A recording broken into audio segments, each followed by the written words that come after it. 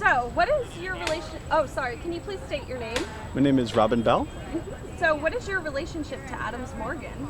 I've been in Adams Morgan, Mount Pleasant for about 20 years, and I was born and raised in the DC area. Okay, great. So, is there a space that's particularly meaningful to you here in Adams Morgan or DC? I think the whole area. I mean, honestly, I've had studio spaces here. I've lived here. So it'd be hard to pick one spot, but just the area in general, I love. There's community, there's change. Not everything's perfect, but we work as hard as we can to make it. Yeah. So, our next question is basically about change. So, how has this space undergone, change since you've known it? Growing up, there was a lot of pockets of DC were just ignored by the government and by businesses, and so I've watched areas that, there were in some ways more for artists and for people a little more creative. Like we could use the spaces were less expensive, and now there's a lot more demand for those spaces. So it's kicked people out, it's displaced a lot of folks, and as an artist, we have less places to have more space to do things at less cost. At the same time, there's some changes that have been just great. Like we've got,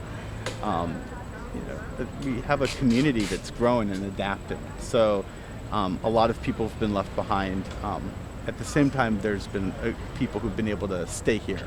And I think that's why we have such a, for lack of a better word, diverse community. I mean, there's people who've come from all over the world who call this home. And I think that's one of the things that keeps so many people here, is that you have people who come from other places and they know that there's something special here, and there's you can walk out and have great conversations. I've been long enough here to watch children grow up and become great people. So it's a kind of a magical place, and that's why we call it home. Have these changes personally affected you? Oh yeah, I mean the changes have affected us dramatically. I mean, I think in some ways though, I'm a big believer in surviving, and I think that no matter what the city throws at you, no matter what the government, no matter what the state throws at you, you gotta survive, and you gotta make what you can possible, and then try to help the people who are having a harder time. And that's something that's really amazing. If you go down Columbia Road, some of the nonprofits and community groups, they've been here for as long as I've been here, and longer. They've been going on 50, 60 years, if not longer. And so that's exciting. You actually are seeing resilience, and I think that's why I'm going to add Mount Pleasant into this. You see people who've stayed and haven't done everything they can not to leave, and that's exciting. So, looking to the future, what do you think that these changes will mean to Adams Morgan and DC in general? I'm a big believer that we don't there's bubbles within bubbles, and I think that the entire planet is facing a lot of the same challenges we face here as far as gentrification, inequalities. Just in the last 10 years, we see a drastic, the rich getting richer and the poor getting poorer, and the middle class being kind of squeezed out. So, in the future, I see it becoming a lot more of a fight, and I think it's going to be even harder for people.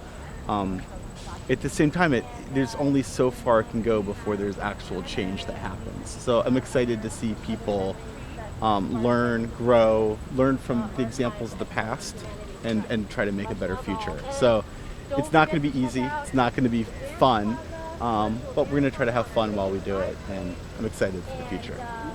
And then, is there anything else you just wanted to say in general that you haven't covered?